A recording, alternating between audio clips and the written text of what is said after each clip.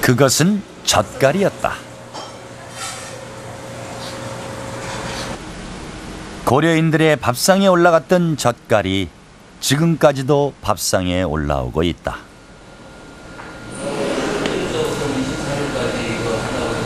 이 자체가 우선 놀라움이죠.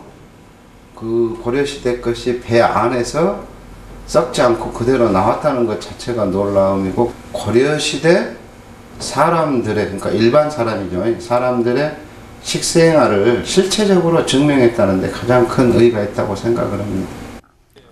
완전 없고, 그러니까 저희가 좀 냄비 철제 솥이 발견됐던 마도선. 형님 빨리 오시오. 밥들 먹읍시다. 선원들이 밥을 지어 먹으면서 분명 부식이 필요했을 것이다. 이런 가져오는 이게 뭐요 이게? 젓갈은 선원들의 반찬이었던 것일까? 아이고 뭐요, 젓갈이 진짜 맛있게 이거 잘 됐네 이거. 그러나 소수의 사람들이 먹는 반찬으로 보기엔 그 양이 너무 많았다. 지난 8월까지 발견된 도기가 38점에 이른다. 화물표에도 젓갈에 대한 기록이 남아있다.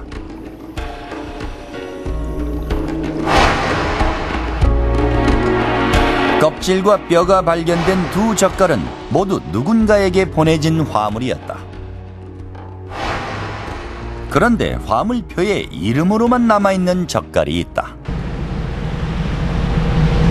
고려인들은 정말 고등어로 젓갈을 담궈 먹었던 것일까?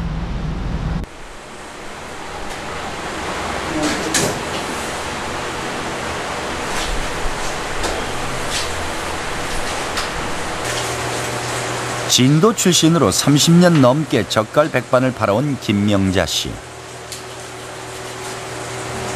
싱싱한 고등어를 구해 정기적으로 젓갈을 담근다.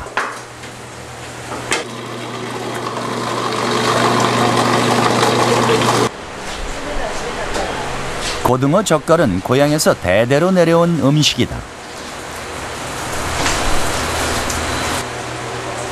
옛날 우리 할머니들이 고동으로 젖을 담더라고. 학독에다 갈아서 이 한참 이 풋고추 날 때. 그래서 하는 데를 어렸을 때 보고 나 결혼해갖고 여기 시집 와서 이제 이렇게 젓갈을 하다 보니 고등어 젓갈을 하게 되었네요. 800년 전 고려인들의 음식 고등어 젓갈은 남도의 섬지방을 중심으로 희미하게 그 명맥이 유지되고 있다. 다양한 해산물로 젓갈을 담궈 먹었던 고려인들.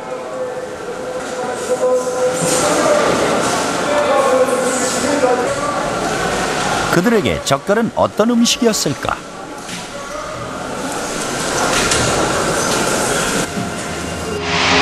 고려사에 그에 대한 기록이 있다. 육류에서 단백질을 섭취할 기회가 적은 시대, 젓갈은 왕이 정책적으로 장려하는 반찬이었다. 젓갈은 우리나라 기록에 보면 고대사회부터 나타납니다. 그게 수산물을 오래 보존하기 위해서 소금에 절이는 방식이죠. 아주 흔하지는 않았지만 그렇다고 해서 굉장히 귀하지도 않은 그런, 누구나 먹을 수 있는 그런 음식 중에 하나라고 생각을 합니다. 화물표엔 고려인의 식생활을 볼 수 있는 다양한 먹을거리가 등장한다. 배엔 말장, 즉 메주도 실려 있었다.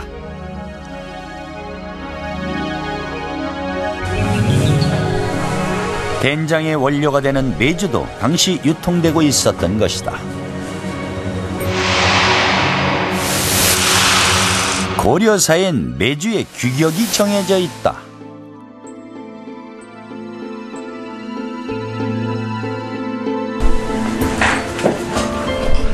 기록에 따라 고려 당시의 메주 모양을 복원했다.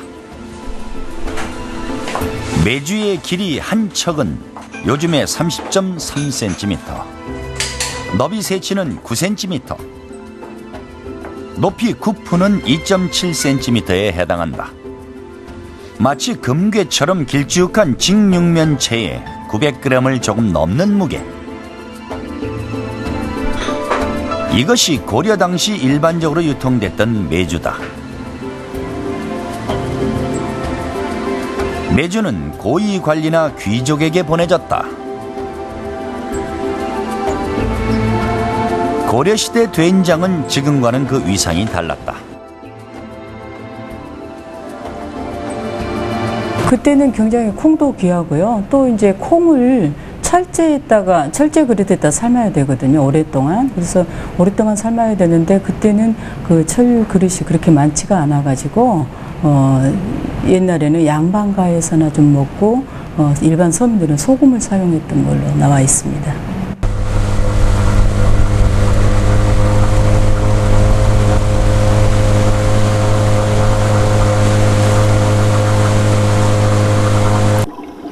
고려인들이 먹었던 각종 식재료를 싣고 있는 마도선.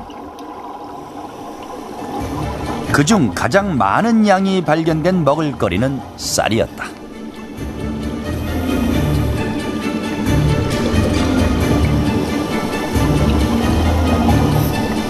볕섬자리까지 일부 남아있어 마도선은 대량의 벽실을 가만히째 싣고 운반하고 있었음을 알 수 있다. 발굴 당시에도 마도선에는 퍼다 담을 정도로 많은 벽시가 남아 있었다.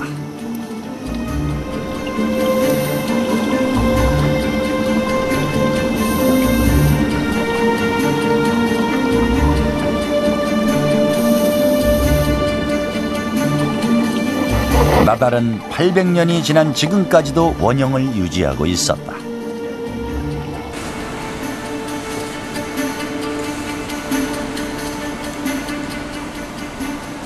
전남대학교에서 출토된 벼를 분석했다. 그 마도에서 발견된 벼 식물 유체를 관찰하고 있는데요. 지금 이 현미경으로 봐서는 잘 나오지 않지만 이 안에 우리가 지금 먹는 그 쌀알 부분은 물에 오래 있었기 때문에 다 녹아서 없어진 상태예요. 그다음에 지금 나온 것은 우리가 벼 껍질이라고 부르는 껍질 부분만 잔존되어 있는 상태입니다. 벼뿐만 아니라 잡곡류도 발견됐다.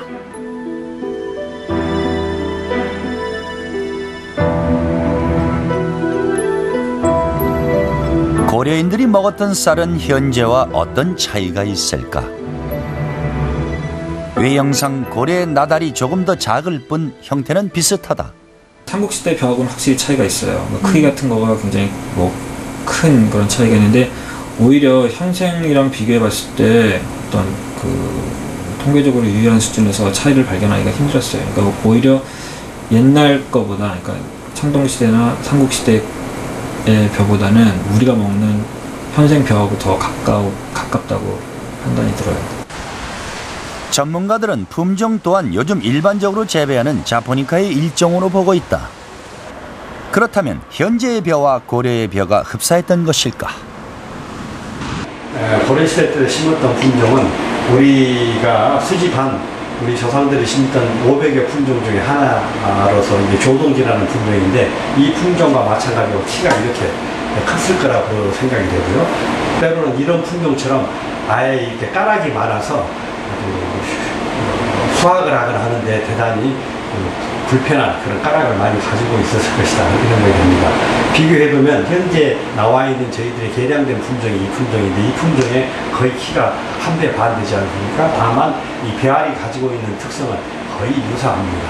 그런 점에 있어서 차이가 있었을 것이다 그렇게 생각이 됩니다. 품종은 같지만 여러 번의 개량을 거친 요즘의 벼에 비해 맛과 생산성은 떨어졌을 것으로 보인다. 이 품종을 재배해서 생산해서 먹어보면 아주 찰기가 부족하고 색은 아주 색태는 하얗게 좋은데 막상 먹어보면 맛이 대단히 없다고 그렇게 평을 받고 있고 800년 전 고려인에게도 주식이었던 쌀. 마도 앞바다의 고려배는 고려인의 밥상을 현대에 되살리고 있다.